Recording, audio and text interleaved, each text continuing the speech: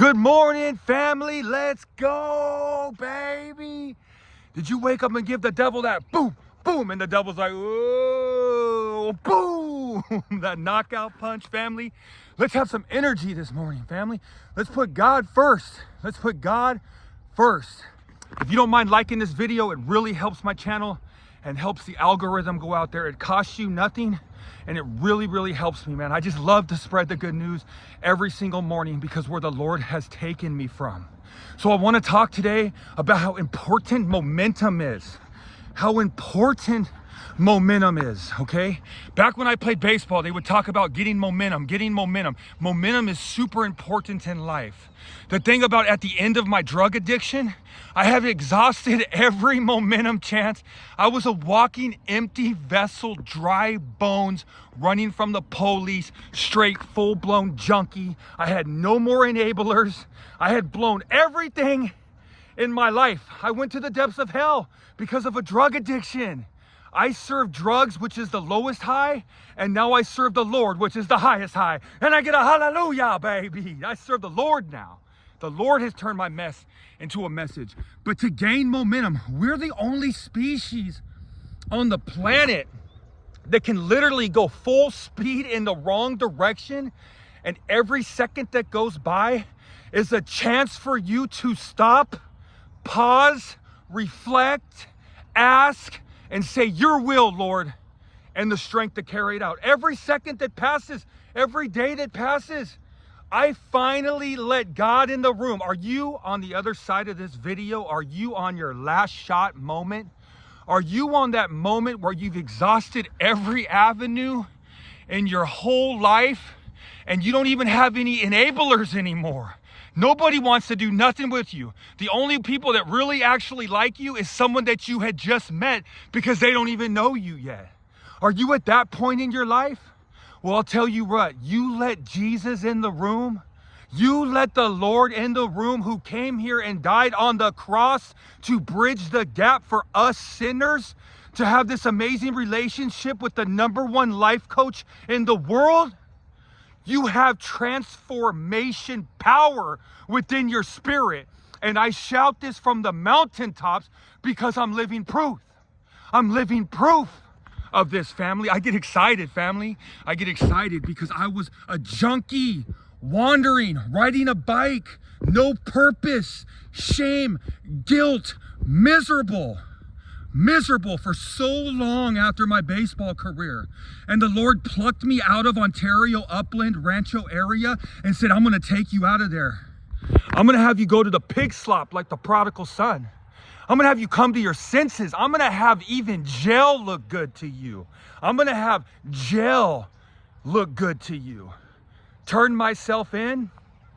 End up going to jail for 3 months, and when I look back, it was the best time of my life. I finally had been locked away from the one drug, methamphetamine, and the other drug, heroin, that had ruined my whole entire existence, family. But I finally, on that jail cell floor, I let Jesus in the room, in my spirit. He started to work miracles in my life, transformation miracles, change of perspective miracles in my life, family. And I can't help but get fired up, man. People ask me, why are you so fired up? Bro, I'm fired up every morning because of the momentum that I've gained. The first time I did amphetamine, I thought that that was going to be the most energy that I would ever have. I thought I needed that energy every morning. I wake up now with the power of the Lord in my spirit.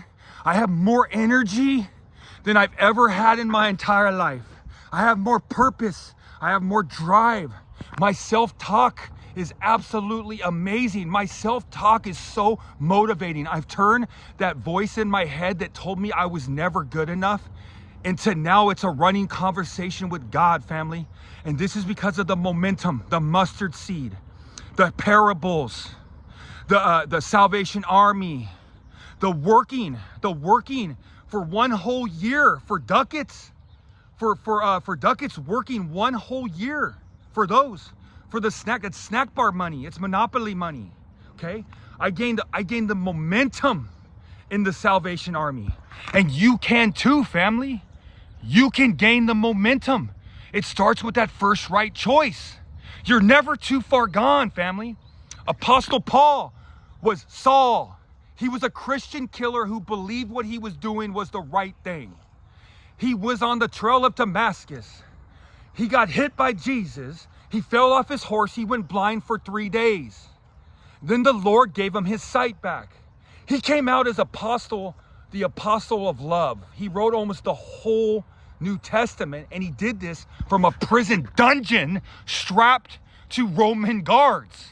And he actually converted half of those Roman guards because they couldn't resist loving the good news. He converted the guards that were strapped to him, family.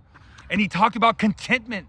Being okay with what you have at that given moment is the key to life. If Apostle Paul is telling me that this is the key to life, I think I'm gonna listen, family.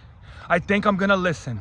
But you're one right choice from making the next right move.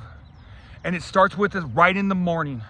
When I pause, I reflect, I ask, and then I tell the Lord, your will and the strength to carry it out. And this is the acronym for pray. And this is the formula for putting God first, family. Your momentum, your redemption story, your everything you've ever wanted is just not that far away. Don't ever give up.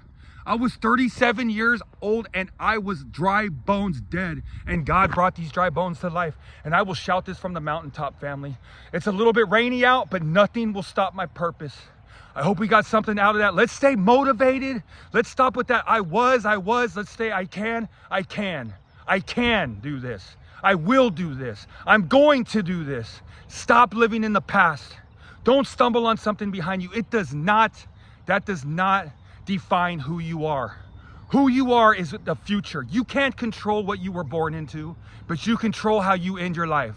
You can control how the end days end up having. You can control that last 30, 40 years that you got on this planet. You can control that and turn it for good.